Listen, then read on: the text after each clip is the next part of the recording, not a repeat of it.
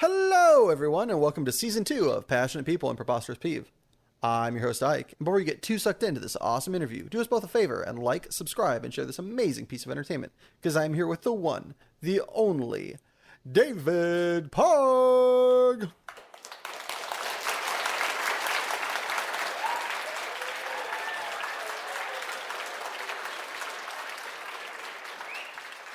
Hey. How you doing, man? I'm doing pretty good. Yeah. Well, are you feeling good enough to give us your favorite movie line that you will quote apropos of nothing? Oh, man. For a long time, in 50 First Dates, there's a thing where they're talking about peanut butter cups. I don't know if you've seen the movie. And so my friend in high school and I would just say peanut butter cups in like a weird accent. So, peanut butter cups. Way too often. So that was happening. What movie was this? Sorry, I didn't get 50 First Dates. 50 First States? 50 First Dates is Adam Sandler and Drew Barrymore.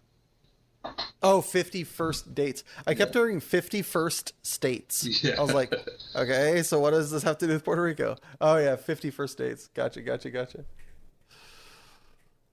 Speaking of movies, what was your first date movie? And if you can't remember that one, I have a follow-up. To be honest, I don't think I ever went on a first date movie. All right. Well, in lieu of that, then, Yeah. what movie do you think would make a great first date movie? I honestly don't know. Oh, okay. I've thought about this question and I couldn't think of one. I just don't.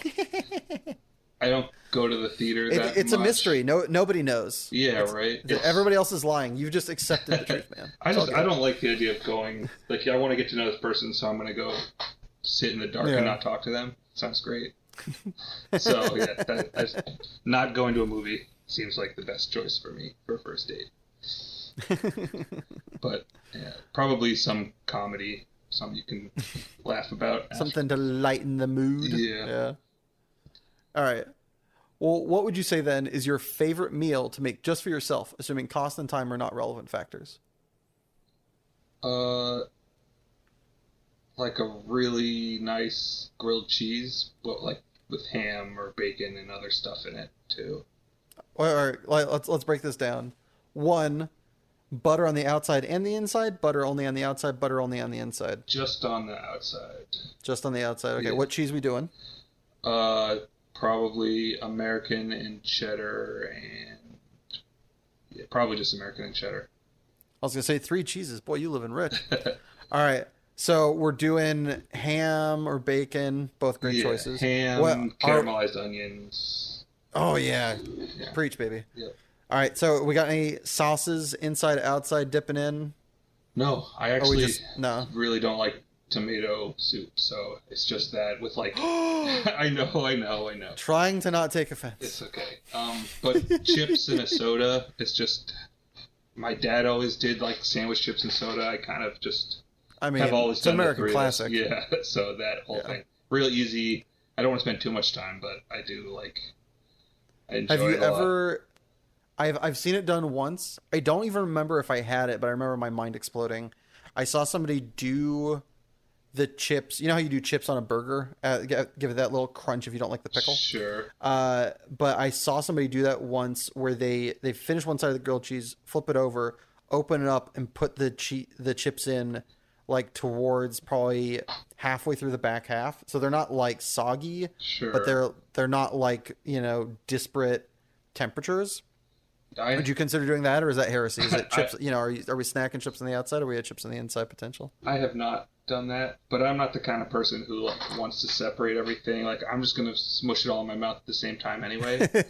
So it wouldn't be much different in practice, but it would look cool. It's definitely like the human stomach is a crucible. Yeah. What can of are you so for the people that don't know it there, I'm a West Coast boy. David is living in the fine state of New York. Mm-hmm. Do they call it? Is it soda? Is it cola? Is it pop? What's the colloquial term? Definitely soda. Soda. For sure. Okay. All right. What kind of soda we rocking with the chips? Also, what kind of chips? Let's not gloss over that. Right now I have Salt and pepper kettle cooked chips are really good. All right. I don't know. It sounds really bland, but it's actually really good. That's one of those ones that if I didn't have super sensitive teeth, I want to believe that I would love. But since I do have super sensitive teeth, I just cannot. It's like biting into like a small grenade for me. For sure, really crunchy. Really crunchy. Yeah. And then for soda, it's just like a can of Coke. All right. I don't drink a lot of soda. Coke over Pepsi? Yes, for sure. But I don't drink a lot of soda. Wise choice. I have started drinking a little more soda now, but for a long time I didn't drink any at all. I mean, we're in a pandemic. You gotta enjoy the good bits. We're coming to the end. I believe we're in the third act of this film that is called The Human Race. I hope it's only 3 acts. All right. From meal. Nah, there's no good transition here. What's your favorite non-exercise thing that you have to force yourself to do? Cooking, actually. I do really like cooking, and I know I just said I wanted to make a quick grilled cheese, but I don't like cooking for myself, if that makes any sense. I like cooking for like a group of people, and to do that you have to like make it happen. You can't just all of a sudden have a bunch of people to cook for it. And now I'm cooking for I'm the one who does most of the cooking at my house, and it's a 2-year-old, a 10-year-old, a 12-year-old, and 37-year-old and me. And everyone has crazy different tastes. Everyone's super particular, so it's like it can be tough. But when I get to cook what I want to make, I can get really into it and enjoy it. What's your go-to you feel like cooking this, I don't care if they like it, they're going to eat it kind of a meal for the fam? I make a lot of cheeseburgers now, just grilling cheeseburgers. But I used to have, I had a couple go-tos. Like, I make a really decent chicken parm. Oh, nice. Yeah. Yeah. Or like a stuffed pork chop I can do pretty well, too. Oh. Yeah. That one's, I feel like I always have, I recently started getting into cooking myself and started trying pork. Mm-hmm. And I got very lucky the first time I did pork and got very ahead of myself. I was like, man, I got this on lock. I did it the first time, nailed it perfect. And the next 2 times I was like, oh yeah, this is the hardest, like, just of the 3 main, chicken, beef, and pork. It's like the hardest one to do right where it's not dry. Obviously, like, the results of if you undercook it a little bit, it's like not as bad if you undercook chicken, is my understanding. I hope I'm getting that right, not misinforming the people eat raw beef. So and you can eat raw beef, but like if you do chicken bad, you're dead. So it's better to overdo chicken, and even when you do, it's usually pretty forgiving. But when you pork is just so it's got this tiny Goldilocks zone to get right. Yeah, it's really gross undercooked, and it's just like chewing on leather if it's overcooked. Yeah, this is exactly the thing I was coming up with, freaking leather. Yeah, it's gross. Do you have a secret to, or a good standby heuristic to kind of get it just right? For pork? Mm-hmm. Not really. I just, every time I've done it, it's been decent. You test them before you hand them out. What can I say? I'm the best. I can't help. Just make sure you check one before you hand them out, so you know that it's not undercooked. Because if you just try to you check a little earlier than you think, and then it's not cooked, you just eat the one that you cut open and you put them all back in, and then you're just that's the easiest way to make them all good. That's good. Yeah. Yeah. Always give yourself the tester. Yeah, be the chef and the how is it? Guinea pig. There's a term for guinea pig. There's a term I think for, so back in the ancient days there used to be a guy, and this is more because of assassination attempts for kings, that would literally, their job was to eat a smidgen, they would get a taster course for everything the king had, which is a pretty sweet gig when it's that's the only thing, my understanding is that's literally the only thing they did was just hang around the king and just eat a little bit of their food and hope that nobody hated the king that day, week, or whatever they had the job. I wonder how often those people definitely went down, because because of just bad chefs, because back in the day cooking wasn't as perfect as it is now, and murder was a little bit more Sure. smiled upon. I And think. like assassination attempt is like gets the point across. You don't have to actually kill a person. So Yeah, exactly. how many people are just like, well, we don't want to kill him, but we want to scare him, so we'll kill his taste tester. Right? And if That's their form of leaving like a bad review of the king. They're like, yeah, look, right. you're doing a shit job. We're just letting you know, leaving a review in this corpse. Yeah. Who's someone you've never met, alive or dead, that you'd love to go to have lunch with? I know this is cliche, but my father's father, my father's father died when my father was like a teenager, so I never was anywhere near him. But I met all my other grandparents. I don't really know much about him, but I would be definitely interested in like hearing more of that side of the family. Totally. That lineage. Same thing for me. I didn't know my mom's dad died when she was, I'm sorry, I'm messing this up. I think she was like 12 or 13. I technically met my dad's dad, but like only enough that there's pictures with me and him. Like I have like no like memory of him, so I totally get where you're coming from on that one. So there's also like this history of like I'm named after him, and he was named after his grandfather, who was named after his grandfather as far back as anyone can remember. That's awesome. So like I want to hear more about that. Gotta keep the tradition alive. Yeah.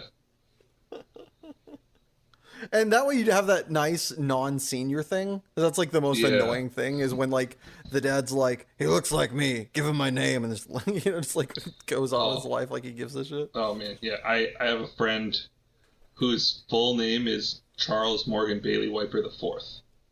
It's just like that's a lot. That's a lot. Yeah. Yeah. And as far as I know, his dad goes by Tim, so I don't understand any of it. That's so it's just. What is it? There's a boxer. Who's the guy that sells the grills or whatever? Oh, George Foreman. George Foreman. All of his kids are some permutation of George. Yes, I heard about that. His first son is George Foreman Jr. His daughter's name is Georgette. Yeah. Like, how either lazy, maybe just brain dead, and that's the only word he knows how to say other than like hawking his grills. But like, it's just insane. It's like 6 to 8 kids, and they're just all permutations of George. That is intense. For being as uninspired, it is pretty impressive. Yeah. To be able to find that many permutations of George, because there isn't like George Jr. 2. There's just George Jr. and then the rest of them are like George, Gina, Georgette, and like. Yeah, they're all different George. All the boys are different Georges. They're not all George. Yeah. Yeah, and he's got 2 daughters, Georgina and Georgette, which is just amazing. It's like we're sticking with it. We've got like we're not breaking it now. You're George number 4. Yeah. Well, she's your daughter, Georgina. Then It's like we've got a system here in this household. By God, it's like the whole Ptolemaic Egypt thing. Do you know about that? Like I don't. They're all Ptolemy. Every single boy's name is Ptolemy along that like line. Oh wow. So like the whole pharaoh or whatever, I don't know it all exactly, but I know that it's like Ptolemy the 14th. Like just even if they're brothers, they're both Ptolemy. It's just all of them, and the girls all have a name too. They get that Pete and Pete treatment from like the 90s. Yeah. Yes, and then the girls all have the same name as well, but I don't remember what it is. That's amazing. Well, speaking of amazing word choices, what's your favorite non-traditional curse word? I think I say fudge a lot. Oh, yeah. Yeah. But I mean, if you ask anybody, I don't really hold back with cursing. I just say it. It gets me in trouble every once in a while. Just let it fucking rip? Yeah, I don't care. I think it's way more important, like, the context of the words you're saying than the specific word you're saying. Absolutely. So, like, why the fuck can't I say whatever I want as long as I'm not being a douche about it, you know? Yeah. So, I understand I shouldn't always do it, and I try to, but I usually don't. Yeah. But, you know, if I'm just like, fudge, you know, that kind of thing. That comes out when, like, the You say 2 or 4-year-old is Yeah. toddling around. Just fudge, look down. Yeah. Ja.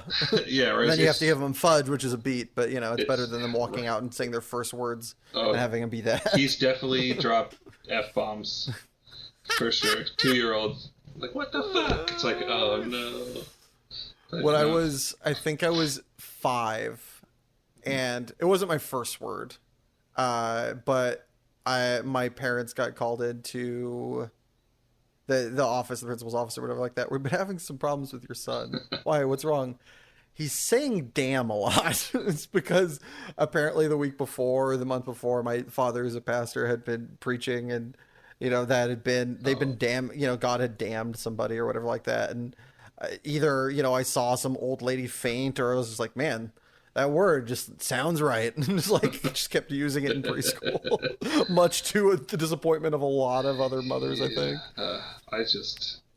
As long as he's not like using it in a way that would be like mean or very offensive, I'm okay with him saying whatever he wants. Like if I get called in there, that's like, Max said fuck, and I'm like, well, how? It's like, well, he said he hit his elbow on the table and was like, oh fuck, and I'd be like, yeah, fine with me.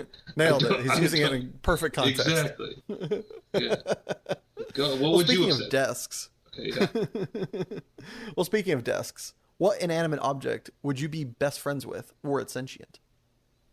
Oh, I have no clue. I thought about this and I still don't know. Give me a second. I think... Would I be best friends with? Would you want to be... Not that you would necessarily be, but that you would like to be like... Yeah, this is the object that, if it was at the party, be like, that object's cool. I want to hang with that object were it a person. I mean, I'd love to be friends with a helicopter and just take me wherever I want to go. But, like, Were the helicopter sentient? Do you think his name would be Huey or Skip? Oh, jeez. I'll go with Huey. The helicopter, yeah. Definitely Huey. But I just, I mean, I don't want it to be like, yeah, my computer, but I just think like, yeah, a helicopter's a great choice. Definitely be. Yeah, you could hang out, go on trips. Yeah, as long he as could take you places. As long as he wasn't an asshole, Yeah. He's just like, if he just plays pranks on me all the time while I'm inside it would suck. But I think it'd be a good person, a good object to have as a best friend. Yeah. I don't know how I reciprocate. There's so many places you could go. Like it's so much better than a car too, which is kind of funny the more I think about it. It's like even though cars are much smaller, it's like helicopters can there's certain places where they can go, they can hang out at your house a lot easier, like going to parties would be a lot easier with a helicopter as a friend. Oh yeah, if you didn't have to drive it, it just drove itself. Yeah. For sure. You'd be the life part. How do I reciprocate that friendship? What do I have to do for a helicopter so that I'm not just a one-way friending this helicopter? I don't know. Just feed it. Is that a pet? It's my pet helicopter. You could clean it. I don't know. It doesn't have hands. You could give them a good wash. That might become more of a relationship than a friendship at that point. Yeah. What do I do? I just introduce it to other helicopters. This is my friend Huey. Yeah. What's your name? Yes. What do you like to do? Yeah. I don't know. Fly and stuff. Yeah, okay. Hey, me too. Look, friends. Oh yeah, Huey was in the war. Huey's seen some shit. Yeah. Do you have a life hack that you'd like to share with the class? Yes. If you ever need to dry your laundry really fast, put a dry towel in the dryer with your laundry. It will dry everything off really fast. Huh. Yeah. Does the towel then get itself super wet, or is it just one of those? I don't know exactly why. I heard it at some point and tried it, and I think it's just because it's already dry and it's so absorbent. It just dry. Everything is really dry much faster. I don't know why, but it definitely works. That's amazing. Yeah, I'll have to try that out. It's not instantaneous, but it's just no. Yeah, you'll dry your stuff out much quicker. That's one of those black magic fuckery things. I love that. For it's sure. Wait, what? It's There's one online the other day that, for whatever reason, this reminds me of, where it's this is like some 70-year-old teacher, and this like blew up on Twitter. It's great, or TikTok. She takes like a ruler, puts it on a table, hits the end of it, goes flying. She's like, all right. And I didn't pay attention to the science because that shit's just basically magic to me. Sure. But she then takes a newspaper, just single one ply, just the front page, puts it over the ruler, and does the same thing and snaps the ruler in half and like explains all of it. I'm like, no, you can stop. It's just magic. But it's like the coolest thing. It's like, wait, what? How does that work? I don't want to know. It's so cool that it does. Yeah, it's intense. Have you seen they took two phone books and like every page like stuck it together kind of, but like just friction, no glue or anything, just set one page from one and then the next one and back and forth. Mm-hmm. Interlaced it. Yeah, interlaced the whole phone book, and it took tanks to pull them apart. Like two full trucks couldn't do it. Yeah, it's so cool. It's just the friction from 2,000 pages just was enough. Yeah, it's like what is it? There was some weird thing akin to that I remember of like, it's like picking up a chair if you're leaning over at this angle versus this other angle. And there's one way it's like borderline impossible to stand up straight and pick up a chair. I don't remember how the lean works, but it's like, it's the most like if somebody was a little bit drunk and they bet you, you would like take that action immediately. You're like, oh, it's just free money. And then you try to do it and just like fall over. Yeah, right. So like, why doesn't this work? It's like, oh, physics is crazy. Yeah. I think it's basically math wizardry. Yeah. I'm pretty sure you can't like stand up against a wall and then bend over and touch the floor with your legs straight without falling over. I believe that. I think it's not even just because you're like stretching, it's just like the way your body is shaped. You just can't do it, you'll fall over. Yeah, I think there's like something similar to that. This one might have been debunked, but I feel like I remember that if you put an egg in your palm of like at the crease of your first knuckle, and then just without the thumb, just trying to use your fingers, you can't break it because of, assuming it's not like just a really shitty egg. Sure. It's like the amount of tension you can create is just like not hard enough or something like that. It's wild. Yeah. It's like, wait, what? It's like, yeah, it's like it can't be done. I know if you take your hand and you put your hand palm facing down and take your middle finger and tuck it underneath, you can't lift your ring finger. Yeah. Just can't do it.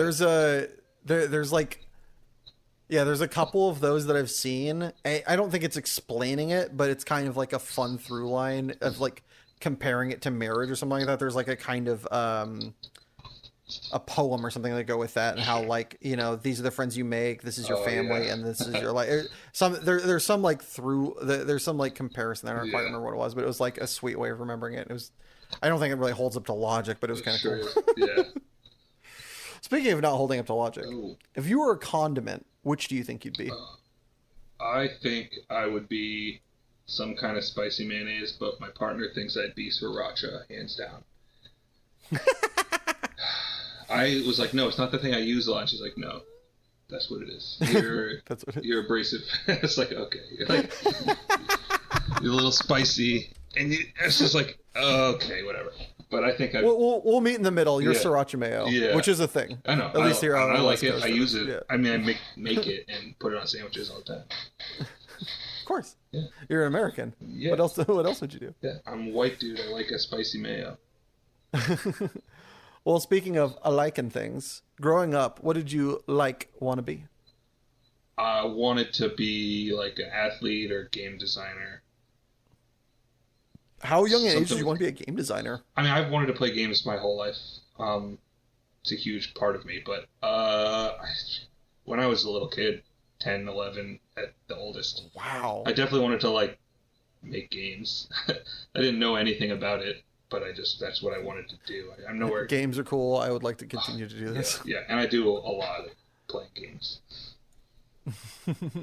More on that later. Yes, more on that. At what point in your life are you glad that you didn't pursue trying to become an athlete, or is that something you did try to pursue? I actually wish I had tried harder. Really? Yeah, I went to a Division I college, and I should have gone to a community college and played sports and done all that instead of going to D1 and not even trying out. So I wish I had tried a little harder on that front. Just because it would have been structure in school, which would have helped a lot. Totally. Yeah. For some, either I worked at. I get what you're. I get what you're asking with this question. Dang, I've been found out. Yeah, sorry. I worked at. I worked somewhere for a little bit, and it's not like I'm glad I didn't pursue it. Like, I worked there for a little bit and then got fired, and it's like the best thing that ever happened to me.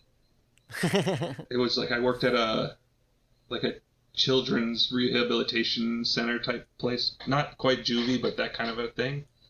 Yeah. And I worked overnights, so I basically just had to sit there and make sure nobody killed themselves. And sounds like a fun job. yeah, it was terrible. It was one of the worst things I've ever done. And like just watching people at their worst do terrible things to people at their worst, and it's just all around terrible. Yeah. And I'm just like, I fell asleep for 30 seconds one night and got caught, and they said you have to go, and I was like, you know what, that's fine. I'm not complaining. This is the best thing that's ever happened to me. I was like, okay, and then so it's always interesting when moments like that, when you look back and you notice that like you weren't ever going to leave, or not that you were never going to leave, but it wasn't something you were thinking of doing, and then when you got free of it, you're like, oh, thank God. Like the amount of like sometimes it sounds like in your case you realized it, but like didn't necessarily feel like you could quit. But it's tough. I didn't think about quit. I was not like in my mindset I'm just going to quit doing this thing. But I'm like so happy that went down that way. I just like at 4:30 in the morning an episode of Iron Chef ends, and I'm like not realizing I'm on a couch, and then I'm like being woken up. It's like, oh crap. So it's just... my dad had a similar problem when at one point my father decided he needed to, and I think it was very good for him too, that he'd always kind of wanted to be a writer, quit his job and started doing writing with a family, and not like, I think it was attempting writing via doing it professionally, and got a job across the country, moved his whole entire family over there, and just nothing was good about the job, about the situation, anything like that. But, you know, the man of the house, the 90s, you got to provide for your family. And so that's what he's doing, going to work every day. And he can't quit. Yeah. Because somewhere between admitting defeat probably and or, you know, just can't give up on the dream, or, you know, got to put food on the table. Like some smattering of those, you just can't. And then finally they just fired him. Like there was like, this was 96, 97, something like that, I think, if I'm doing the math correctly. And there was like this big layoff where we lived in Pennsylvania, and they fired him, and he was like, thank God. Yeah, right. Like it did not take him long to realize that was the best thing in the world. He was like, oh, sweet Jesus. Like the release, and just got to like go back to living a life that he wanted and doing what, you know, he loves, and like preaching. What was the job that you went to after working in that hellscape? Honestly, it wasn't great. I went and worked for, but it like pushed me on to move to next things. Like I started working for my parents at they have a smoke shop in Ithaca.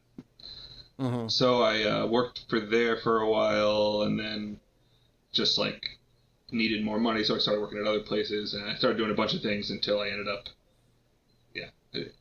bartending for a long time, and I really liked that for a long time. And but then I needed to change that for like, it's hard to work till 3 a.m. and raise a kid at 6 a.m. So I just kind of switched. I actually went back to work for my parents, and then COVID hit, and I actually haven't gone back to work yet. So I've just applied for the electricians union. Oh, yeah. Yeah, cool. so I have a test I have to take in a couple months. All right. Well, we'll try not to keep you too long with too many of these great questions. Oh, no. So you can get back to studying. No, the test is just like reading comprehension and basic math. So I'm not even worried about it. It's easy. Oh, it sounds so easy. Just like what I read about it, I was like, oh, this is just to weed out people who have no business being there. All right. So before we move on to the next one, I'm kind of curious as somebody who's a bartender, other than here's a beer, what was your favorite drink to make? To make, not to drink. To make for other people. Okay. What did you enjoy making? Not that it was necessarily, if it was just, quick and easy, like, Scotch on the rocks or like Jack and Coke or something like that, sure. But is there one that was kind of like the activity of itself was kind of a fun little adventure, or was that not really your ball of wax when you were doing it? We didn't do a lot of like crazy cocktails, but we had a couple like signature ones at our bar that were just like, squeeze a lime into a thing, do like some things, mix it the right way, and hand it to somebody that were fun. And then we had, when it was just like friends at the bar, like we were allowed to give away free drinks as much as we wanted, and we could drink while we were there. Nice. And it was just like the best bar to work at as a bartender because it was amazing. And it's amazing. And like it was a place where all of the industry people in town came. So, like, you're getting tipped way more than you should. You're just drinking and hanging out with people. It was awesome. But there's a shot called the vagina shot that we were selling a lot. It's basically half Jaeger, half UV grape dropped into Red Bull, or whatever the Red Bull analog they have is. And so it's just like a Jaeger bomb, but different. And it was really good, and I must have made thousands of those. And I usually drink one myself, so that was fun to make.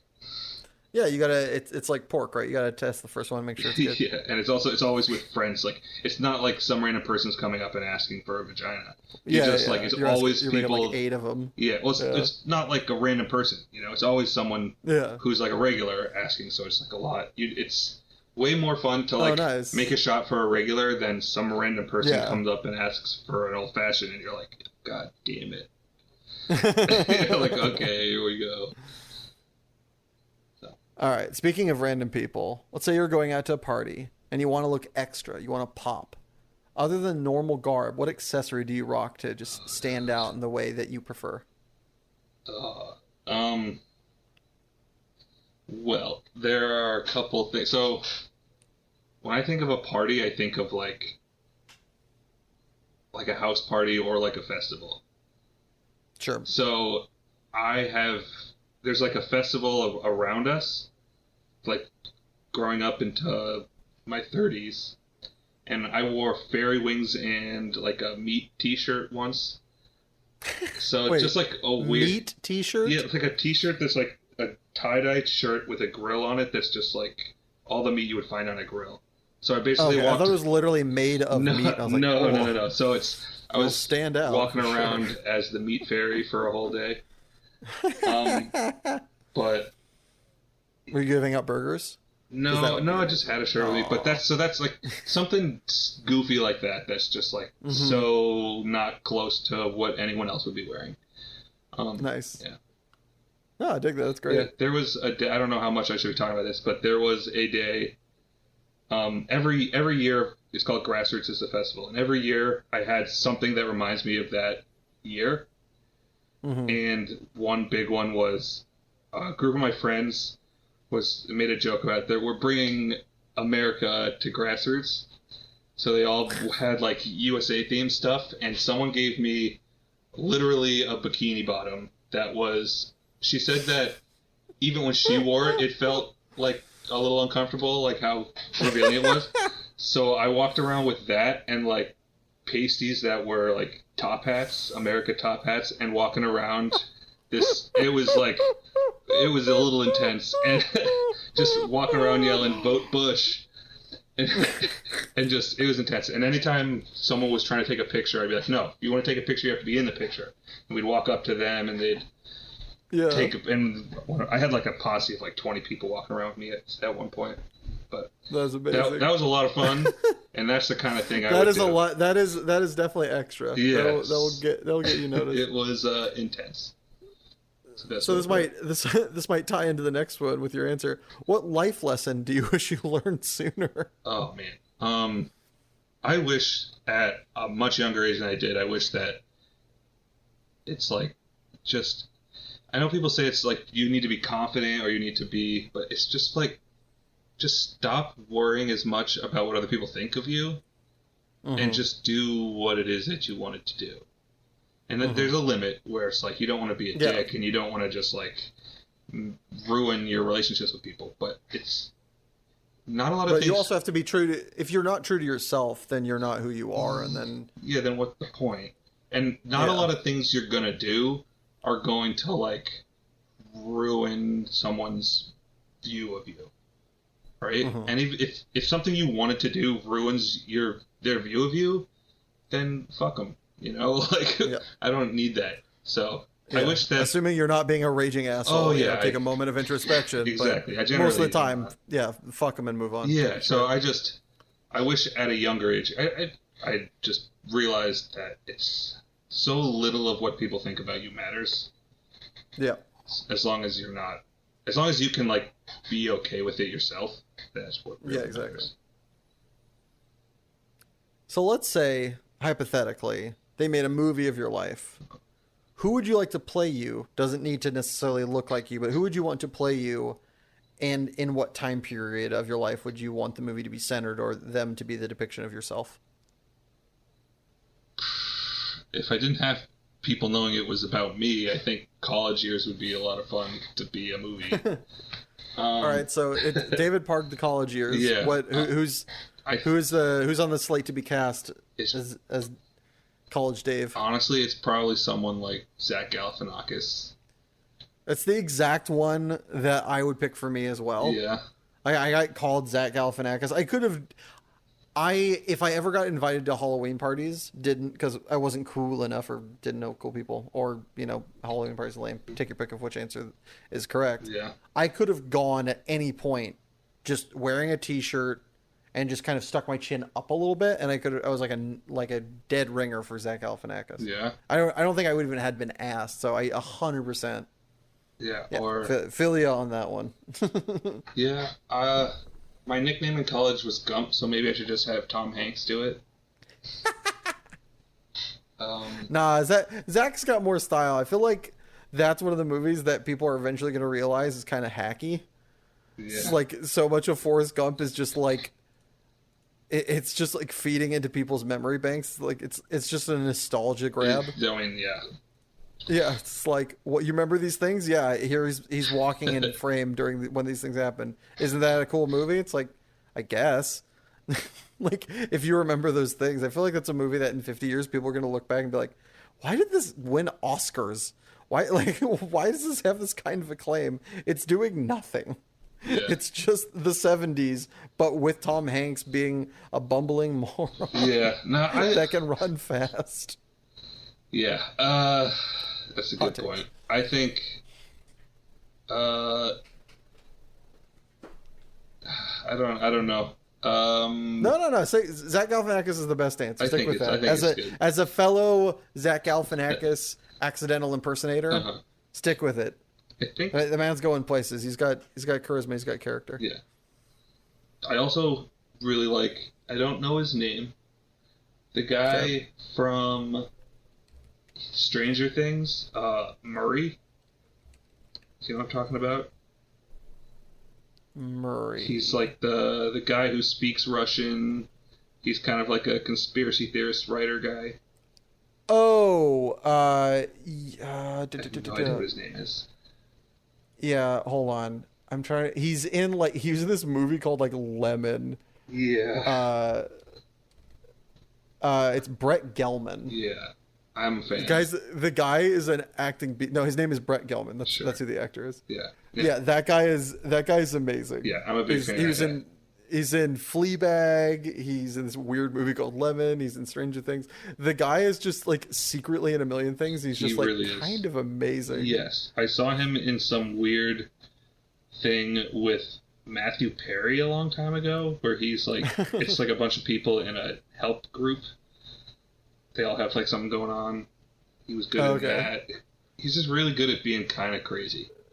Yeah, he's in Other Guys as like the guy that married Will Ferrell's last wife or something. It's such a wild guy. I love him. Yeah, that's a great deep cut. Brett Gelman might be even better. Well, from Zach Galifianakis to Brett Gelman, that's a pretty good segue to what Poor Man Luxury do you still enjoy to this day?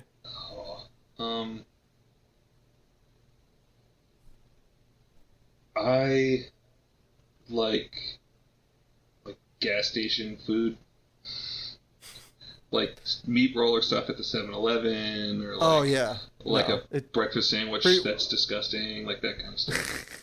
What's your meat roll du jour Um, at 7-Eleven? Do you have a preferred one, or is this like whichever one is the like least it's mostly whichever. 8-day baked? It's mostly whichever one looks good at the time. I'm a variety type person, hence that's kind of what the meat roller does for you. But I'm it's a variety in your life. I used to really like cheeseburger bite. I used to like them all, and then at some point I got sophisticated. Now I only like one. It's just the Monterey Jack, or it's the Monterey Jack chicken one. Sure. Something about it, like I understand crackheads because of that, because I know it's terrible for me. It's cheap. It's not good. Nothing good is going to come of it. But I'll be damned if I ever go into 7-Eleven. And if like the only way I don't is if I just had something that is just so filling that the only reason I'm in there is to buy something to like wash it down with. It's the only way I don't get one. Yeah. That or they're out. If they're out, then thank God I can escape. But like, if the dealer's dry, then I can get out of there with having hit my fix. I just can't. It's gosh. If basically the real answer is if it's one I haven't seen before, I basically have to try it.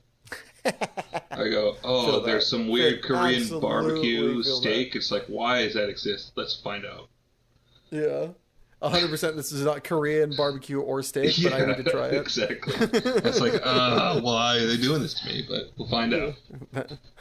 That's why, because you have to find out. Oh, there's like a weird egg one, and it's 8 p.m. No way I should be eating this, but I haven't had it yet. Let's try it. Exactly. It's way too late for there to be eggs on the meat roller. Let's go. 7-Eleven FOMO. Yeah. Gotta. So yeah, I like that. Just garbage, cheap stuff. Oh, from dirty pleasures to highbrow, what media, whether it be book, graphic novel, TV show, or movie, have you been putting off that's next on your consume list?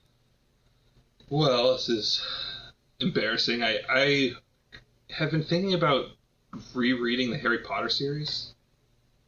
Nah, that's there's nothing to be embarrassed about there. It's like rereading the Bible. I guess you just do it. It's the right thing. Yeah, it's the greatest story ever told. It was the first like real book, definitely the first series of books that I ever really read on my own without like being told to. Totally. It was like I was the same age as the kids in the book, so that helped. And at some point I would like to read it to Max, and I don't know when that's going to happen, but that's probably the next on my list, unless the next Game of Thrones comes out in the next 8 years, which is unlikely. That's a great answer. All right, well, from a great answer to the last answer, before we throw it to commercial break, if you could have listeners of this podcast hear one song of your choosing, which would it be? The band Stepdad. The song's called Wolf Slaying as a Hobby. And it's kind of 8-bitty, but I really like this weird band that I used to hear on the radio. But it's kind of about how he it's the song's about him wanting to it's literally that wolf slaying, but he's a hobbyist and he's really bad at it. And it's just it's kind of funny, but it's not meant to be funny. I don't know. I really like it, and I suggest people listen to it. The lyrics are. So I don't listen to songs for the lyrics, and eventually I don't even listen to the lyrics for a while, and then eventually if I like the song enough, I'll listen to it enough times that I hear the lyrics and learn them.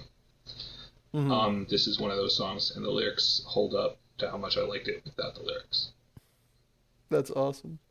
All right, man. Dear listeners out there, we're going to throw it to our first break. Feel free to stick around and enjoy the totally real commercial, or take a minute to enjoy Wolf Slaying as a Hobby by Stepdad. Or if you really wanted to hear a song from a previous episode, check out the playlist on Spotify, Passionate People and Preposterous Peeves podcast, Song Rex. It's a long title, I know. Don't worry, there's a link in the description. Either way, see you in a jiffy. Do you ever find yourself sitting around with an emptiness inside your soul or larger than preferred vacuous space? Would you like to change that? I thought so. Now introducing Stuff. For when you have nothing to do but important things. Stuff. for when you're lacking personality and intrigue. Stuff. When the world has taken a pickaxe-sized chunk out of your heart. Stuff. And if stuff no longer fulfills these needs, please don't hesitate to look into our life-enhancing product, Addiction. Welcome back, everybody. So I'm here with David P. David, what's the passion that you've brought with you today? Well, in general, games, but more specifically, money drafting Magic the Gathering. What is it about money drafting in Magic the Gathering that really gets your gyrocopter flying? Well, Magic kind of scratches a gambling itch for me, and money drafting money drafting is definitely that at its best. It's also a team thing, which is like awesome to just be there with a teammate trying to win. Like, you're not playing a multiplayer game, but you're trying to beat a group of other people with a teammate. So it's a little more forgiving, but it's also less forgiving at the same time. Like, you're more invested, but it's also a little more forgiving. Mm-hmm. Yeah, you feel like accountable. Like, you're not only letting yourself down, you're letting your team down. Yeah. So before we get too far into it, let's go over the kind of general format. So Magic is a one-on-one player game, but this is a team format where you're not sharing the same kind of play area, but are rather, if I'm remembering correctly, I haven't done it, it sounds like nearly as much as you have. You have 3 players generally versus 3 other players that are drafting, which is a certain kind of, it has a different setup to the same game of where you're playing 1v1. But you're making your deck as you go along, and a variable scenario where you're getting different card choices, and then you, with the help of your teammates, usually end up building your decks, not using cards of theirs, but using only your own cards, but getting their perspective. Correct. And then you go play each one of the opposing teammates until, so there is 3 times 3, there would be 9 perspective outcomes. Until one team wins 5 of those outcomes. Is that correct? That is all true, yes. Yay! Yeah. Yes, so one of the big things there is the first team to 5, which means that you could be 0-2, and your teammates could both be 2-1, and the last matchup comes down to you needing to get that one win for the whole draft. So every match matters, where in like a single elimination draft or another draft, if you're playing on your own, you take a loss, it's like over, and you kind of lose focus. But every match matters so much more. And in the drafting, compared to when you're playing by yourself, it's a zero-sum thing. So instead of just trying to make your deck the best, you also need to make their decks worse. So every pick matters a lot more. So it's making all these decisions and making them like way more important at every point, so it's more interesting and more like it brings my focus into it better. Not that I don't Sorry, go ahead. Not that I don't like drafting on my own also. It's just the team drafting aspect of it is just, I can't get enough of it. So I was never really into limited and didn't really ever get to the pro scene until much later on, when limited seemed to be more of a thing of the past. Sure. How much, maybe it's also an East versus West Coast thing, how frequently do you end up finding the availability to get a team draft together? Or like a money draft? So when I started playing, we would just do drafts, because card availability is not a thing if you're drafting. Yeah. And then we went to a Grand Prix. I must have been like 11. It's like Onslaught sealed, and we ended up drafting against some people. So we got crushed. We were little kids. We didn't really know what was going on. But we thought about it. It's like, they taught us what was going on. I was like, oh, this is awesome. And we kind of, from what I remember, we kind of brought it back, and I kind of played. That's how I started it. And then every Friday, it was like Cornell Games Club. There'd be a big draft, like everyone drafts their own deck and does a draft. And then after that, the more hardcore people would do a team draft. Sometimes 2. And it got to a point where that was mostly what we were doing. Do you have a group of friends that you generally play with? Like, do you have a set team, or are you willing to like pick up anybody and take on anybody? I am both. So I'm very happy with random teams, and I'm also fine with having my own team play against another team. There's benefits to both. So I don't really play a lot of paper anymore. I do. I've started to get back into it with the PTQ scene, but at the start of the like COVID thing, and we couldn't play Magic with each other like in person. And a friend, someone that I met through this, and he like made a Discord server where we would get people together to draft on like a third party site, and then play the matches on Magic Online. So since COVID hit, I've probably done 300 money drafts. Holy crap! Yeah, so that's probably about the right number, and like it definitely helped a lot at the beginning where like we didn't know what we could do, and it's just everything was painful, and I like still could keep in touch with my Magic people, so it helped a lot with my sanity being able to money draft. Yeah, that's awesome. Yeah. Who did you have like a pretty since you could do it online? Did you have a couple of regular teammates that you were doing this with that you want to kind of give a shout out and appreciation? I'll shout him out. Gavin Thompson he's in the MPL right now. He was the original founder of the Discord, and I very quickly like got myself involved through him, so he deserves a lot of credit. Tien Nguyen was one of the early super grinders. Sandy Dog. Sandy. Yeah, so I'm sure there's more, and it's recently blown up a little more. We've been doing a lot of cube drafts. So it was real tough for a while because of the whole MPL contracts. Mm-hmm. And so it had to be kind of quiet. But now that that's over, just like it kind of blew up again. But yeah, let your team money draft flags fly. Yeah, let's just. If anybody ever wants to money draft, find me on Twitter, and I will get you in the server. That's basically. I just want as many people as I can. I want to grow it as big as possible. That's so cool. Yeah, that's rad. Yeah. My brother is really good. He is. Me and him as a teammate for a long time in paper. And like when we go to GPs, I'd basically pick up whoever, and then we'd play whoever we could, and we'd win a lot. There was a GP we went to where we skipped the main event and just money drafted the whole time, and I think it was a profitable event actually. That's so radical. Yeah, it was great. That's so cool that you were able to find that many money drafts on the side. I didn't know that was like that much of a thing. I was always focused on the main event, not the sides. That's so cool. It's not nearly as big anymore. It has fallen off by the wayside. It used to be like people would play in between rounds. We'd be drafting the whole time. Yeah. Now it's all the best people are way more focused on doing well in the tournaments instead of grinding as much Magic as they can. It's just the whole scene is different. So we're really kind of fighting against the green with trying to like promote money drafting, but it's the only. That's so rad. I would do just that if I could, and I like. Yeah.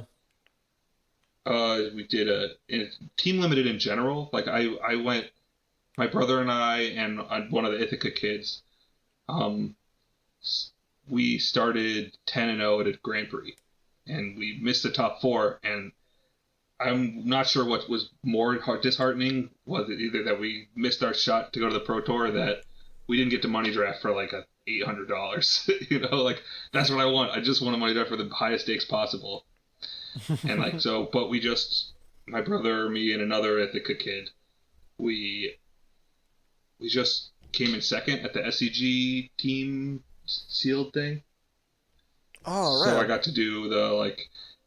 They do the thing where it's like, okay, they hand out the sheets. There's going to be a blind ballot who wants to chop or not. And like he handed it to me first, and I was like, not a chance. I just threw it on the table like, I'm not. And he's like, oh, that makes it easier. I was like, oh, I didn't know this was a blind vote.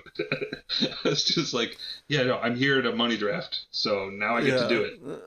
Yeah, that effectively it's the same thing. Yeah. So there's a couple people in the. I recently moved to LA I lived in NorCal for the last probably decade or so. Mm-hmm. And there's in the Bay Area scene for a while, there was a very big legacy scene because of the Channel Fireball Game Center. And there was a grip of people, predominantly Storm players, that had this phrase that I'm sure you will appreciate, which anytime they offered a split, anyone would prize split, and most of the people were like, yeah, I want a prize split. And then if any one of the Storm players and or the Goblin Master, that is Brett Priest, were in the top 8, you would hear, no splits, kill them all. Yeah, right. And they just start the top 8. Yeah. It was fantastic. Yeah. Brian Gottlieb has been championing not splitting. And I kind of feel that way. It's like, if I want to play high stakes Magic, why at the point of the stakes getting high do I want to just chop the money? Exactly. Like, what's the point? So, yeah, like, here's how many chances am I going to get to play an $800 money draft? Obviously I'm going to do, I don't want to just play for a plaque that says we beat you. I want to play for $800. And, you guys can keep the plaque. I'll have the money. Thank you. I would have liked the plaque too, but we lost the finals, which sucked. But what are you gonna do? Yeah, you subscribe to the Horribles Vulgaris preference on winning, which is there's this poker interview from a million years ago. I'm very much getting inside baseball, but I can't help myself. Okay. There's this interview from a million years ago after he got second at a WPT, and they're just like talking about. Like they found that he was playing mostly cash games instead of tournaments in poker. They're like, why is that? They're like, don't you want win a championship? He's like, I do this thing. It's called I collect money, bitch.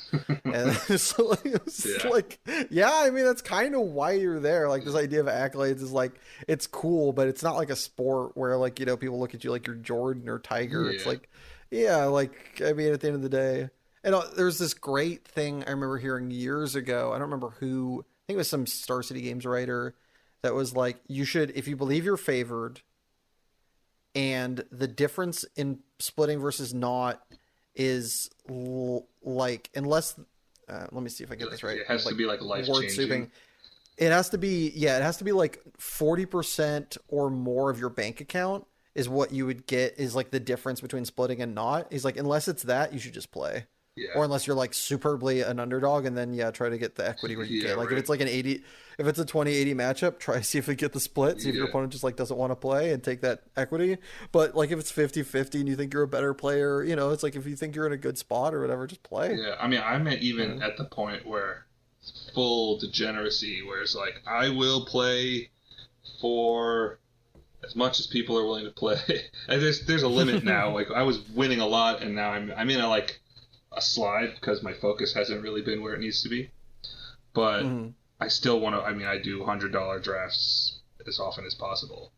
And it's just like, I'm the guy who's always like, I don't care what I'm playing for as long as everyone's happy. So you guys figure it out. Yeah. I'll play I'll make it work, and it's, so it's a couple times played for a couple big ones that were fun.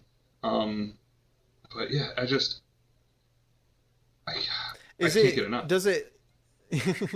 Is it that you think you're favored and it's like one of those things that you like winning the money, or is it just when the money's on the line that it kind of gets you like your motor revving? What part of it do you think is what really pushes over the edge? I think that similar to poker, if you play poker for no money, doesn't really work. Yeah. And for me, playing Magic competitively, if there's nothing on the line, how can you be sure that anybody's playing as well as they can? So when the more you're playing for, the higher the focus is. I will put if I can, I will put the gas on for $5. But it's easier to put it's easier to focus when there's more on the line, and I know that the other person is also, if there's money on the line. So I don't want to beat somebody who's not trying, because where's the fun in that? Doesn't mean anything. So yeah, exactly. With money on the line, it's there was a Ben Stark quote years ago that the reason he came back, he played Magic for a while, was very, very good, and left and went and played poker, and then came back to Magic because he found that he really enjoyed that idea of like hyper competitism, of like trying to be the best and playing against the best, and that feeling of satisfaction of one, winning, but also just playing against somebody who's playing at that level, and that kind of competition, and just that feeling of, you know, winning, losing, but just the competition itself when you're playing at the highest level, it's just the best. Yeah. So it kind of, if I'm hearing you correctly, it kind of sounds like the same thing. It's like the people put on the, like, it's not, it sounds like, you know, if you played against somebody who's willing to play at their best for $5, yeah, like that feeds the same thing as if you're playing somebody who's like kind of playing fine for like $50. Yeah. It's more about the competition than is the money's great, but yeah. the competition is like the be all end all. It's like, did you ever watch the Super Smash Bros. Documentary?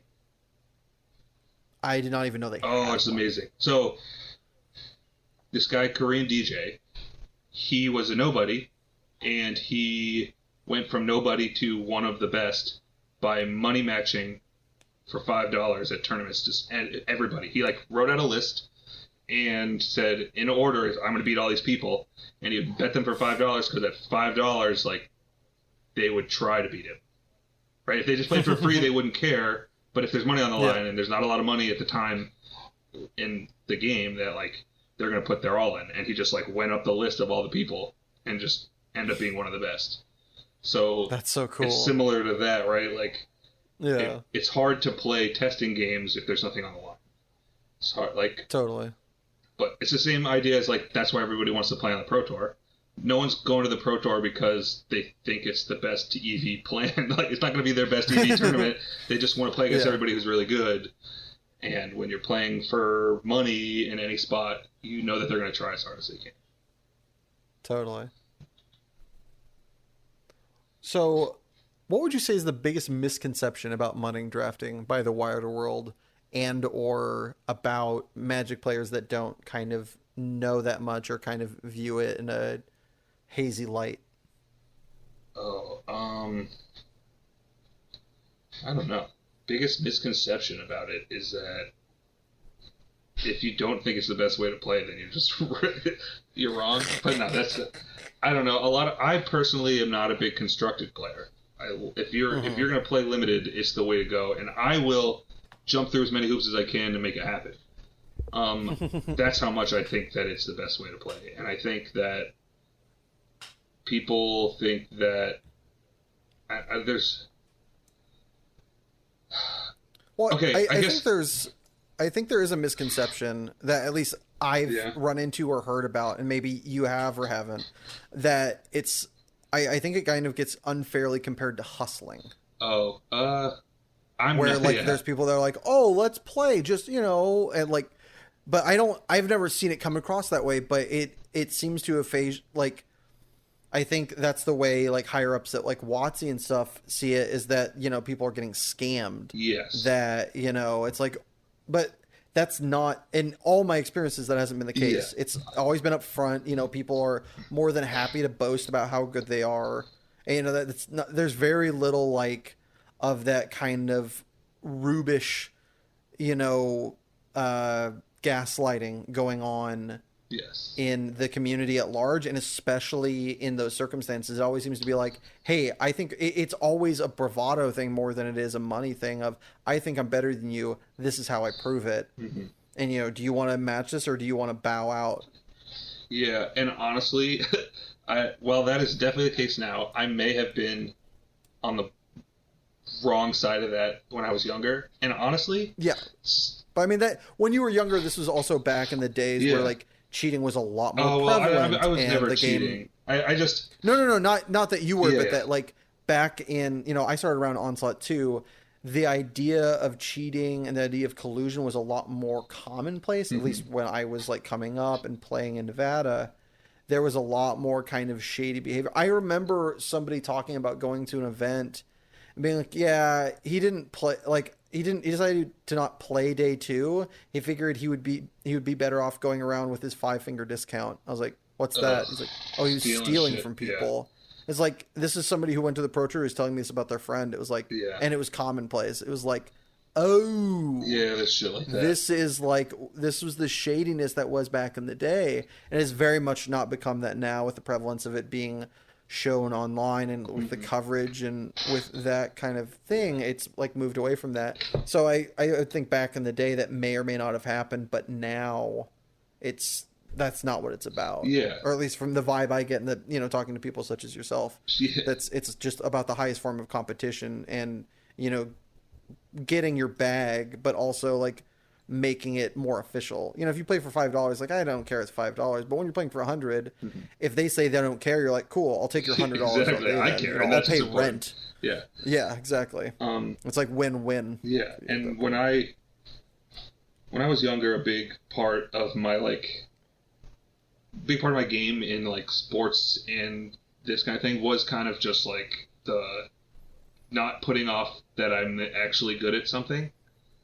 Like I was a real athlete, and I would go to like pickup games dressed like an idiot, and it was just like the white man can't jump. Yeah, big time. You're just like, who, me? Yeah, and it'd be like we'd go out, we'd play, I'd get picked up, and then I'd have they'd put their worst person on me, and I'd have 3 baskets within like right away, and then they'd have to move someone else over. And it's like, I lived for that shit. It's just like, yeah, I am good. I don't look like it, but I know that I am. And so there's a little bit of that with Magic. But that's also a little bit of trying to prove yourself. Like everyone wants to, like, they want everyone to know that, I want everyone to know that I'm good. And I have to prove it. Yeah, there's very little hustling that can happen in Magic because it, like, kind of comes across as apparent. Yeah. Like in other games, it's not so technical. It'd be like if you tried to hustle on a golf course or something like that, or something where there's this like the equipment is so, because like in Magic and similar to golf, it's like it's such a players only sport. Like you can't like pick it up. It's like impossible. The money to entry, generally speaking, is very, very high. And same with the skill gap. And so it's not like pool where you can drunkenly be playing and then, trick somebody into betting too much. Like that's not going to happen in Magic, at least not anymore. You also can't... And so it is much more about like, no, I am number one, and you can either accept that or we can prove it, or both. Yeah, there's also whichever you prefer. There's also not even close to enough time to like throw a draft and then win a big fight. Yeah, exactly. And like. The likelihood is you throw the draft, and then they're like, well, we're done. Yeah, like, it's like, that didn't work. But yeah, I definitely was, and in Magic, all of the good people are known. Basically, there's not a lot of like surprises on who's good. Yeah. So like, it's really hard to. If Magic wasn't a 35-year game, or however long, it's about to be the 30th anniversary, and the turnover at the top level has been generally pretty small. Yeah. So like, it's hard to be like, oh, who is that? Yeah, exactly. And for a long time, I feel like I flew under the radar. I only ever played limited. I didn't even go to constructed tournaments, and it's just like, I wanted to make it to the Pro Tour, but it was only through limited, and I'm like the least clutch person on the planet. It took me so many win-and-ins lost before I broke through, and then that, like, once I broke the barrier, the pressure's off and I can do it, but I just, yeah. So, but this money drafting was a way to, like, play. Through money drafting, I got to play against, like, my Magic heroes. I got to play against Mike Ron, I got to play against Rich Hohen, I've played with and against, like, Luis, and like every Luis, like Luis Salvato and Luis Scott Vargas, and like all of the best people I've gotten to money draft with, pretty much all the best people. And it's just like, yeah, this is awesome. And you get to see that either, yes, they are that good, or I could compete with them. And so before we move on to your peeve, I'm kind of curious. Sorry, listeners, I gotta know, who was somebody that lived up to or surpassed your expectation, and who is somebody that you're like, wait, really? Okay. If you want to put people on blast, I will. Okay. Sick. So Seth Manfield is as good as advertised. I remember drafting against him, and he just is doesn't matter what's on the line, he plays 140%, and it's impressive, and it's hard to get anything past him. There's a story where I tried to take something back, kind of. I was just like, I didn't really want to do that. And then I had to play in my head, but I asked a question. I was like, I didn't want to do that. And he's like, no. I was like, you know what? No, I'm not even going to try. And then he's like, okay. So he blocks. And then I realized that I had the trick. So it's like, I realized like the best way to pull one over on him is to just not even realize that you're doing it. So that, I got it. But like, I was so happy about that. But then on the other side, I remember playing like a pickup game against Jared Betcher. Oh. And just being like, who the fuck is this? Like, how is this person winning tournaments? He's so bad. Yeah. And I know that's just like a common thing at this point. And then you hear why, you're like, oh, yeah. Yeah. It's because he was a savage. Yeah. And it's just like, what the hell? And that was like the most egregious one. The amount of times I've heard that story, not of like that occurrence, but it's like there's so many people. I remember it was very fortunate to be on the, 2014 Worlds team. And we're having dinner with Owen, Reed, and Huey Jensen. Yeah. And Huey was talking about how when he's watching the finals of Betcher versus Owen, he looks at Betcher's snap 7 keep, and it was just napkins. It was complete air. There was like no way that was a keep. And he like snapped it off in the finals on 7. He's like, something's up. Yeah. This like, how do you make it like, this guy can't be this lucky. He just keeps putting up these numbers. I keep hearing that, like, his teammates would say, like, in testing, he was an idiot. He sucked. And, like, all this stuff. He was never doing well. And then, Showtime Betcher and just getting there. It's like, this is weird. Yeah, it's so like, obvious. Oh. Yeah, and it's weird. A lot of times cheaters are also very good at the game. This is just, that was egregious. Yeah. And I just remember playing against them just, like, with sealed decks. And there's a type of mistake you can make that is like you don't care, There's a type of mistake and you can kind of tell that it's like, this person's not trying. And it didn't feel like that. It felt like this person's just doing bad plays. It wasn't like, I don't care, I'm just going to go through the motions. It was something else. So again, that was not a surprise. So was there anybody who wasn't a cheater that when playing against them, you like their hype might have been overblown? Oh God, I don't want to make myself out to be honest. Let me actually think about it though. Is there anybody that was overrated? Oh God, I'm gonna. So here's the thing. The first time I played LSV in a GP, he fully punted the match to me. But then every time I've played him since then, he's played like. He's amazing. He's obviously great. But my first interaction with it was like, he's not that good. He like waited till my turn. Then he heard the whispers in the dark and was like, "Oh, I'm gonna show this David P fellow what to do." No, it's like it was like a Zendikar GP, and it was like first week or two of the format, so it's hard to know all this stuff. But he waited till my turn to hideous end my thing, like to play a removal spell when I was green, so I had the like give my guy I had Vines of Aspect. It's just like. I was telling him, I was like, LSV just punted me. He's like, no, he didn't. Like, what happened? It's like, I told him. He's like, oh, yeah, he definitely punted that game. I was just like, yeah. But that just means that even the best players in the world can make mistakes. Yeah, exactly. So that's... No. That's the other good thing as a reminder of somebody who you look up to. And, like, it helps as much as it does kind of, take them a little bit off the pedestal. Like, it's like that adult moment, right? Like, when you see, like, that your favorite author or whatever like that, drunk at 3 a.m. You're like, oh no, they're a human being too. Mm-hmm. Like I can attain their greatness, but also, it kind of like minimizes the gap between you and your heroes. Yeah. It also like makes your mistakes not hurt as bad, knowing that the best players can do it. Yeah, exactly. Totally. So. All right. Speaking of things that hurt real bad. Oh God. Yeah. David P., what is your preposterous peeve? Okay, so I know this is a lot of people don't like to like when people eat with their mouth open, but if I hear someone else eating and I'm not also eating myself to drown out the sound, it is like I just cannot handle it. And to the point where to what? What? Go ahead, sorry. To the point where I will like have to leave the room, or like I need to be one of the first people eating, and the last person eating, because I just cannot hear it without it just like ruining me. And yeah, my family's like really at what decibel level are we talking here? Are we talking like is it even if like mouth closed doing it proper, it still doesn't matter? It doesn't matter. You can be eating it. It's completely reasonable. I just can't hear it, and it just messes me up. And it's like I know that it's. Do you have like supersonic hearing? No, I have shitty hearing. I have like bad hearing. Probably lower than average. I listened to Metallica all through the 90s. No, I had ear tubes twice as a small child. I used to get.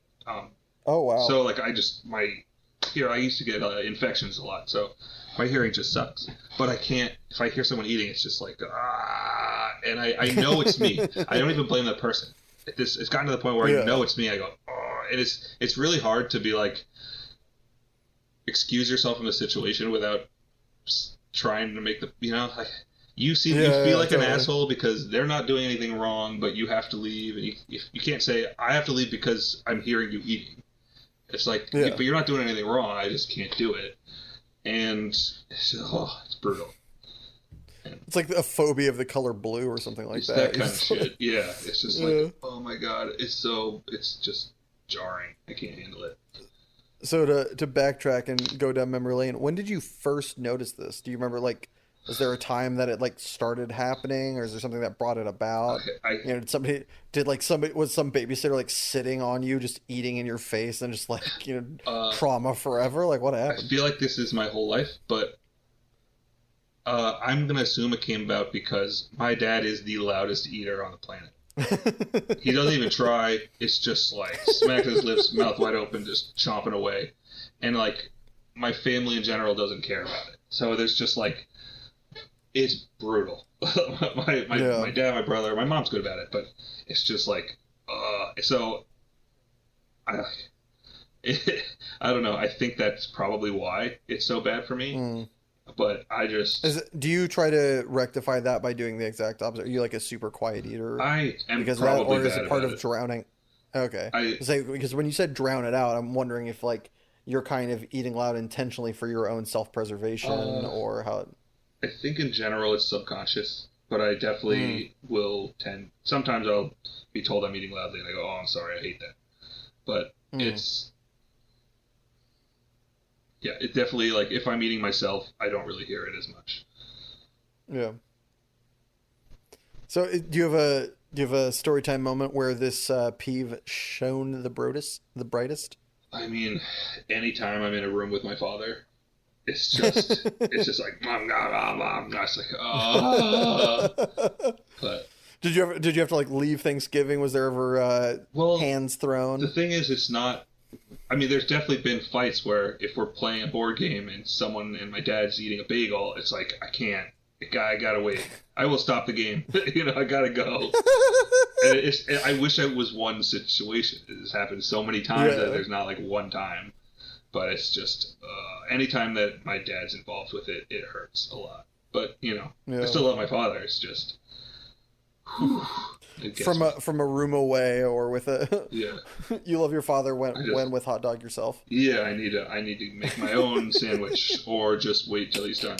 And it's usually like when we're trying to do something we wouldn't normally eat. So it wouldn't happen at Thanksgiving because I'm eating as well. So it's a lot of people eating is not a problem because I'm eating. Yeah, it's when you're working on a project, but he skipped lunch and so he's got to eat on the job. Yeah. That would be awful. If I have to really focus on something and I'm hearing something, it's like, no, I can't do it. I'm going to take a break. Well, we won't tell your electrician or exam giver. Oh, yeah. This. Yeah. All right. With that tasty tidbit, we're going to throw it to our second ad break, but don't go anywhere because when we get back, David is going to enter the lightning round. See y'all in a bit. Have you ran out of new stuff to do, rendering your life wholly unsatisfying? Do you have too much time on hand and have no idea what to do with it? Or are you just plain over this existence and wish for a plane with more intrigue? Might I introduce you to Addiction? Addiction deals with all these problems and more. Had to meet your significant other's parents and would rather not? Addiction. Had to go to work for the third day in a row? Addiction. Rent? Why not? Addiction. Addiction cannot be held responsible for your choice of choosing to imbibe in addiction. Any and all life-destroying fallout as a result of addiction cannot be legally pinned on addiction. But you're more than welcome to try. And we are back. David, are you ready to enter lightning round?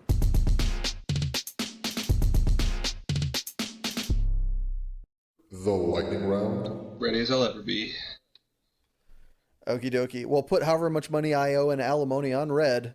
Is there a price for you to give up your passion forever? Yes, sadly. Make the food or do the dishes? Make the food by a lot. Are soups smoothies?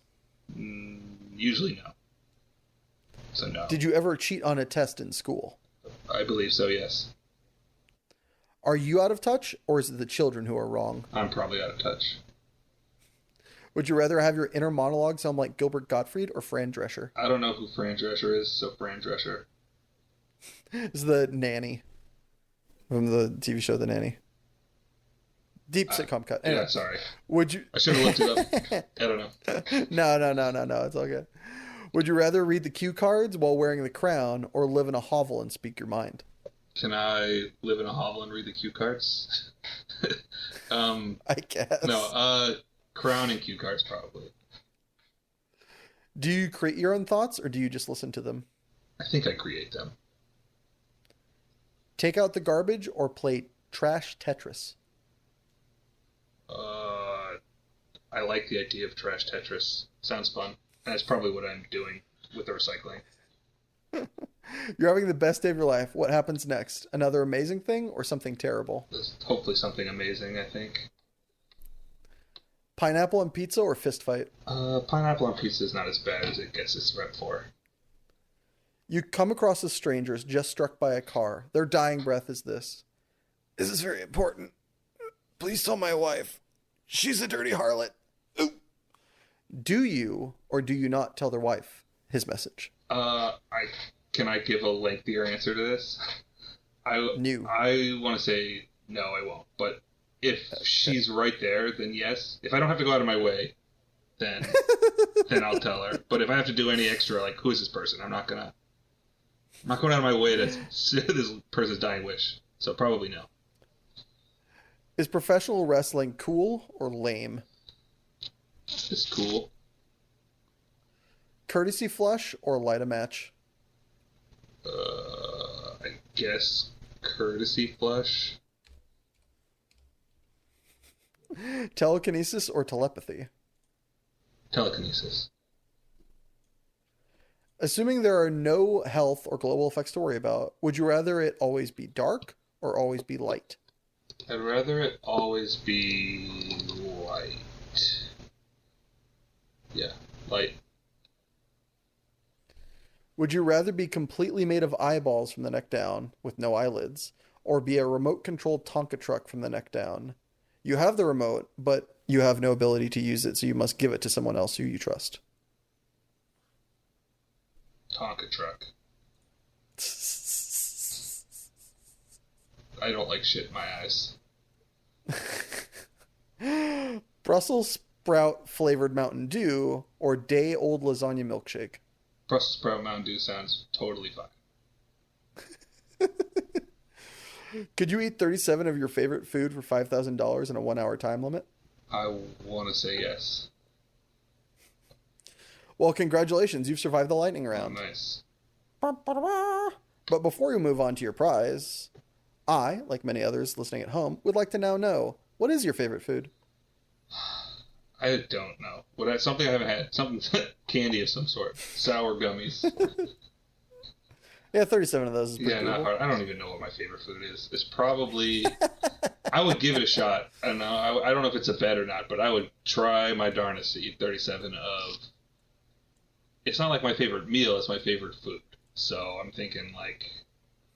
Could I eat 37... I don't even know. Trying to think. We'll figure that out later. Yeah. I'll But figure more it out when importantly, it happens. Muffins. more importantly, what lightning round question would you like to ask me, and in turn asked of future guests? Okay. Can I have your pickle? Yes. Yes. Nice. Always. That's perfect. So yeah, there's I think there's a backstory here. There though. is. It's part of a theory that I have. That is, there are like two types of foods that for like going out with people, like, and they're mushrooms and pickles, and you want to match up with the people you're going out with in a way that you have the same opinion on mushrooms, you have the opposite opinion on pickles, because if everyone likes mushrooms or nobody likes mushrooms, then your pizza is going to be okay and everyone's fine with it. And for pickles, if you go to like a burger night and it comes with a pickle, you want to match up with someone who has the opposite opinion as you, so that if you don't like your pickle, you can give it to them. And if you do like the pickle, they'll give it to you. So there are definitely more of these. You could say pink starburst is a pickle, because some people love the pink and some people love the reds. For some reason, that's the one that switches the most. Some people are Americans and other people are infidels, you know? Sure. It's whatever. I'm a cherry guy myself. I'm a cherry versus strawberry. It works for me. Pink or get the hell out of here, you think? That works. See, that's perfect. We could go buy a Starburst together. We can go have some Starburst together. Yeah, we can split a bag of Starburst and not get in a fight over it. Except somebody's going to have the yellow. Yeah, that ain't going to be me. I'm an orange over yellow. So, I'm a pink over everything else by a mile. Oh, well, I'll take the rest. Sweet. I'll just take all the other ones. I'll get the filling. You're gonna have to deal with the diabetes. It's a fair trade. Works for me. Yeah. But yeah, having someone to give you a pickle is important at burger night if you like pickles. That's what she said. Yeah. All right. All right, as we come to a close here, my friend, anything you want to plug, shout outs you'd like to give, places people can find you or your content? Yeah, definitely find me on Twitter at GHPAR4. I want to plug the Money Draft Discord. Find me or Alpha Frog on Twitter, and we'll get you involved if you want to bet money on Magic. And I want to shout out my partner Lacey and all of the kids, Maddie and Audrey and Max. My brother Billy is a huge part of my life in terms of games, and my dad and mom as well are also important for that. But yeah, thank you for having me on. Thank you for coming on, man. Do you have any friends or family you'd like to nominate to come on this podcast so they too can suffer as you have today? Yes, my cousin's husband Ted Kohlberg, I think would be great. The two of them, my cousin Rachel and Ted, both, I think they met working at CERN, the Large Hadron Collider in Switzerland. Oh, sweet. And now they're like physicist professors in Florida. So I think he also plays a little Magic, and I think he would be really interesting to hear the answers to. I don't know how to get a hold of him, but I can try. We're gonna figure it out together, man. Yes. All right, cool. Well, thank you, David, for being my guest today, and a special thanks to my editor, Richard Ashford, and my composer, Joshua Gibbons. And thank you. Yes, you listening at home, wherever you found time to appreciate this. Time is the most precious commodity we have, and I appreciate you spending yours with us. And if you enjoyed this podcast, please subscribe, like, or just share it with a friend. Every little bit helps. Or if you already have and are out of episodes to listen to, don't worry. We put out a new episode every Monday at midnight on SoundCloud, YouTube, Spotify, and iTunes at Passionate People and Preposterous Peeves Podcast. And a very special thanks are due to our Patreon patrons, Sibeliello. If you'd like to join said illustrious ranks and have your name read aloud, just head on over to patreon.com/Passionate People and Preposterous Peeves Podcast. And remember, folks, if you call me sweetheart, does that mean you're in love with me? Or you're just trying to subtly tell me you're a cannibal confectioner? Who's to say?